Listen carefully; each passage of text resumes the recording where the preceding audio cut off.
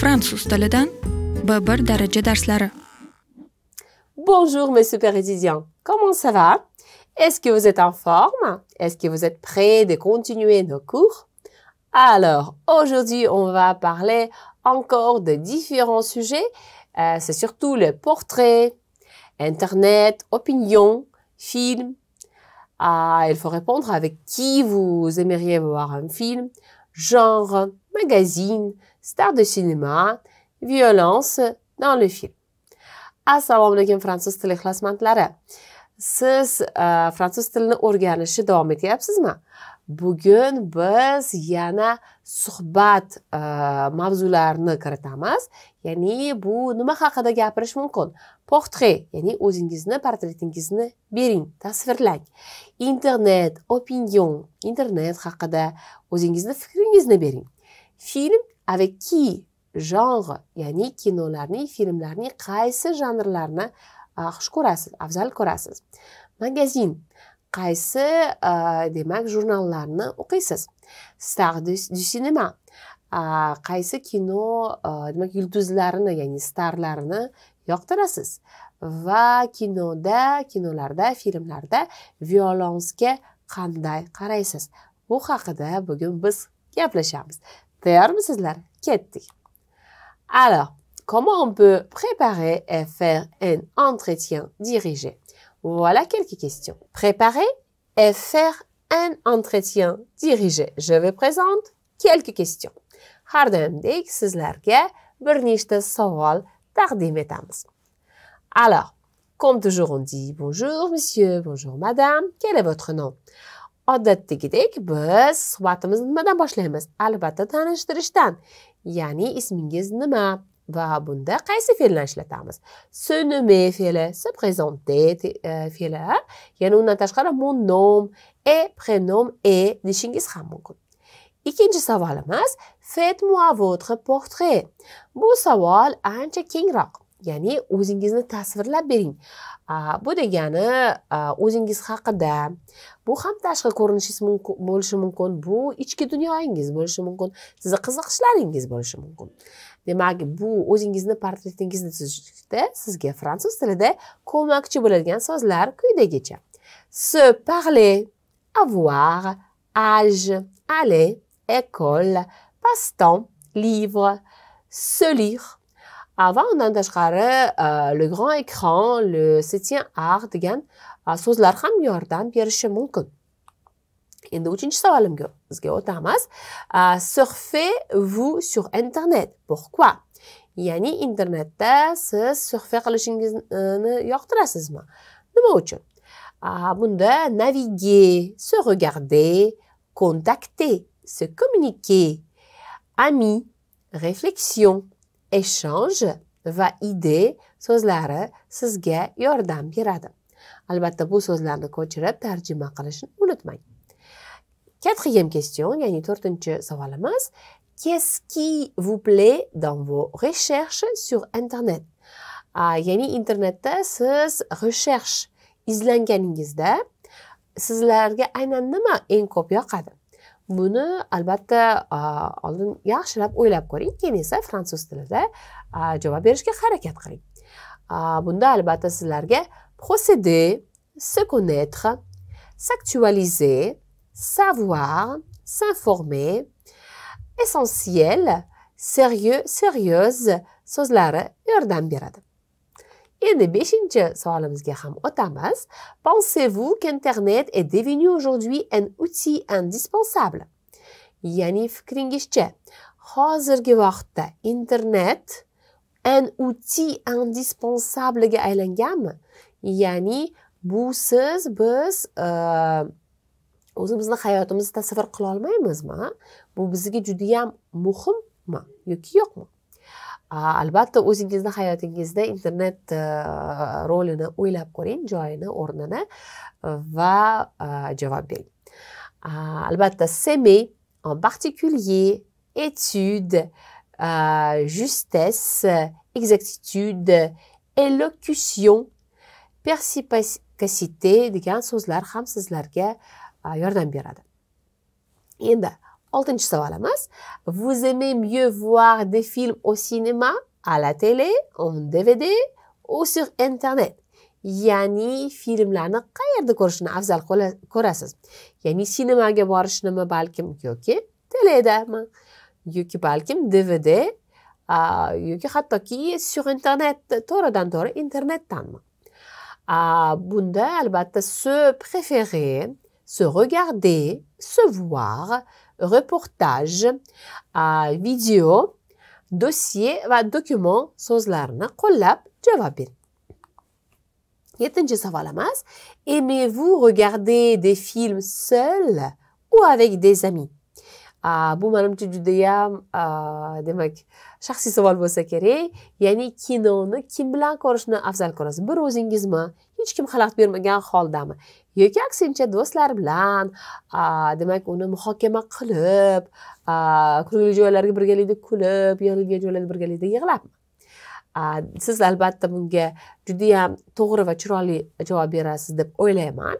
Fransuz tilida esa sizga yordam beruvchi so'zlar bu se voir, ami, polar, film d'aventure, passionnant, passionnante, samedi va soir so'zlari. Va unda albatta yana kerakli so'zlarni yana lug'atdan topib, qidirib va javob berasiz deb o'ylayman. 8-chi savolimiz. Quel genre de film préférez-vous? Ya'ni qaysi janrni siz ko'proq yaxshi ko'rasiz? Bunda sizga yordam beruvchi so'zlar bu policier, comédie, drame, western, fantastik demak so'zlarini ishlatgan holda, ya'ni bu aynan filmlarning turlari ishlatgan holda va albatta yaxshi misollar bilan javob berishga harakat qiling. 9-chi savolimiz. Entre un bon livre et un bon film, que choisissez-vous? Ya'ni sizlarda tanlash imkoni bo'lsa, bon film yoki bon livre, qaysi birini tanlaysiz? Va bu sizlarga albatta yordam beruvchi so'zlar sinema, bouquin, livre va hokazo. Albatta bu savol juda ham jiddiy va bunga to'g'ri javob berasizlar deb o'ylayman. 10-chi savolimiz. Quels sont vos magazines préférés? Ya'ni bunga yaxshilab o'ylab, aynan qaysi jurnalni eng ko'p yaxshi ko'rasiz? Balkim fransuz tilida jurnal ham o'qishni boshlagandirsiz, magazinlarni o'zbek tilida yoki rus tilida yoki ingliz tilida va bularni albatta misollar bilan javob berishga harakat qiling. Bu yerda esa se lire, revue, journal, discipline, culinaire, vogue va texnologik so'zlari sizlarga az qotadi. Désirez-vous rencontrer une star du cinéma et parler avec elle de sa carrière? Laquelle? Pourquoi? Ya'ni siz bitta starni, ya'ni yulduz, kino yulduzini uchratib va u bilan karyerasi haqida gaplashishni xohlarmidingiz? Qaysi yulduzni va nima uchun, nima savollar bergan bo'lardingiz? Buni yaxshilab o'ylab javob bering. Bu balkim o'zbek kino yulduzidir, balkim fransuz, balkim Gollivud va hokazo. Albatta juda ham qiziqarli javob berasiz deb o'ylayman bu savolga. Bu yerda esa se vouloir, se connaître de près, acteur, actrice, connu va célèbre so'zlari sizlarga albatta yordam beradi. Endi keyingi savolimiz bu que pensez-vous de la violence dans les films? Ya'ni bilasizlarki, hozir kinolarda bir xillarda shunaqa joylari borki, juda ham vahshiylik kadrlari bor. Bu haqida siz nima deb o'ylaysiz? Bu savol menimcha juda ham qiziqarli va bunga brutalité, présent, ou bien généralisation, vulgarisation, cinéma, insupportable va vérité so'zlari sizlarga yordam beradi. Sizlarning javoblaringizni kutib qolaman albatta. Har bitta savolni yaxshilab qaytadan ko'rib, ma'nosini tushunib va to'g'ri va dastur javob berishga harakat qilasiz deb o'ylayman. Endi esa biz sizlar bilan bir nechta ekspression idiomatika har doimdek bu an'ana bo'lib qoldi bizda. O'rganib ketamiz. Mana masalan, avoir un nez en tempête birikmasi, ya'ni burnini biron tomonga demak yo'naltirish degani. Bu degani un nez retoursé. Dans le bout remonte vers le haut. Ya'ni burni biroz chiqqanlarni shunaqa deyilar ekan. Avoir bon cœur. Ya'ni yaxshi yurakka ega bo'lmoq. Bu degani être bon va généreux. Ya'ni saxiy va mehribon bo'lish. Crever l'écran. Crever l'écran agar so'zma-so'z tarjima qilsak, ya'ni o'sha ekranni o'ldirish, yo'q qilish. Se faire remarquer dans un film pour un comédien. Ya'ni qaysidir kinoda demak boshqacha ko'rinishda remarke bo'lish, ya'ni omma tomonidan, tomoshabinlar tomonidan boshqacha mehr qozonish ekan. Endi une feuille de chou deganda so'zma-so'z aytganimizda bu bir karomning bargi. Albatta bu familiye, bu degani journal sans intérêt, ya'ni hech qanaqa qiziqish uyg'otmaydigan bu demak qanaqadir gazeta haqida shunaqa deyilar ekan. Ya'ni bu ham gazeta bo'ptimi? Bu bir karomning bir bargi deyishar ekan fransuzlar. Mana ko'rgandek, juda ham qiziq iboralar ko'p fransuz tilida. Endi esa biz demak darsimizni biroz o'zgartiramiz. Esingizda bo'lsa, oxirgi payt biz ko'proq dialoglarni eshittirib o'qib berayotgandik, demak talabalar bilan. Ammo bugun men sizlarga o'zingizni komprehensiya o'g'alingizni sinab ko'rish taklif qilaman. Hozir siz demak dialogni eshitasiz. Eshitib aynan biz hozir ishlab chiqqan savollarni eshitasizlar va unga javoblarni eshitasizlar. Va o'zingiz tushunishga harakat qiling, urining. Va albatta birinchi marta tushunarsiz bo'lishi mumkin, bu tabiiy, chunki bu murakkab. Biz bir darajada albatta har bitta so'zni ham oxirgacha hali masalan talaffuzi yoki ma'nosi sizlarga ochiq bo'lish, tushunarli bo'lmasligi ham mumkin. Shuning uchun iloji bo'lsa bu darsning qismini bir necha bora oldin eshiting, keyin esa 3-qismiga o'tishni tavsiya qilardim. Ya'ni hozir komprehensiya o'g'alini eshitamiz birgalikda, tushunishga harakat qilamiz. Agar birinchi marta tushunmasak, yana bir necha marta takror eshitamiz. Faqat undan keyingi 3-qism, ya'ni 3-qismida men sizlarga har doimdek savollarga javoblarni birma-bir o'qib tushuntirib beraman. O'sha qismga keyin o'tishga harakat qiling. O'zingizni sining. Men sizlarga esa omad tilayman. Qani boshladik. Dossier 9. Préparer et faire un entretien dirigé. Bonjour monsieur. Quel est votre nom? Bonjour madame. Je m'appelle Fabien Adé. Faites-moi votre portrait. J'ai 14 ans et je vais au collège. Pendant mon temps libre, je préfère la lecture et le cinéma. Surfez-vous sur Internet? Pourquoi? Oui, je surfe sur Internet. Je télécharge des nouveaux jeux vidéo et j'utilise Skype pour communiquer avec mon frère qui fait ses études en Italie. Qu'est-ce qui vous plaît dans vos recherches sur Internet? Pour moi, Internet est devenu un moyen indispensable pour m'informer et regarder mes mails. Pensez-vous qu'Internet est devenu aujourd'hui un outil indispensable? Tout à fait. Internet est un outil d'information nécessaire au quotidien. C'est aussi un outil de communication et d'échange incontournable, tant du point de vue professionnel que du point de vue personnel et familial. Vous aimez mieux voir des films au cinéma, à la télé, en DVD ou sur Internet? J'aime mieux voir des films à la télé. Et depuis que j'ai un ordinateur portable, j'en télécharge aussi sur Internet. Aimez-vous regarder des films seul ou avec des amis? Je préfère regarder un bon film avec mes amis le week-end. Quel genre de film préférez-vous? Comme je suis un fan d'action, mes préférences vont pour les films d'aventure, de fiction et d'espionnage. Entre un bon livre et un bon film, que choisissez-vous? Le choix entre un bon livre et un bon film est assez difficile, car je suis fan de lecture et de cinéma. Quels sont vos magazines préférés? Mes magazines préférés sont ceux de sport et d'économie. Je feuillette aussi quelquefois les magazines de mode et de cuisine. Désireriez-vous rencontrer une star du cinéma et parler avec elle de sa carrière? Laquelle? Pourquoi? Oui, je souhaiterais rencontrer une star du cinéma. Je choisirais de parler à Jean Dujardin ou à Marion Cotillard, car ce sont deux acteurs français qui connaissent une carrière surprenante et qui ont remporté un Oscar pour leur interprétation. Que pensez-vous de la violence dans les films?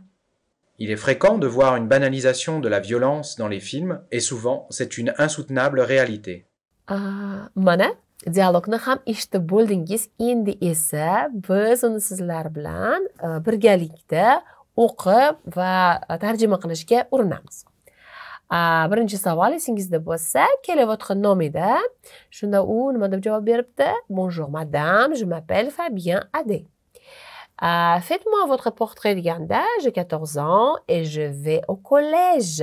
Pendant mon temps libre, je préfère la lecture et le cinéma.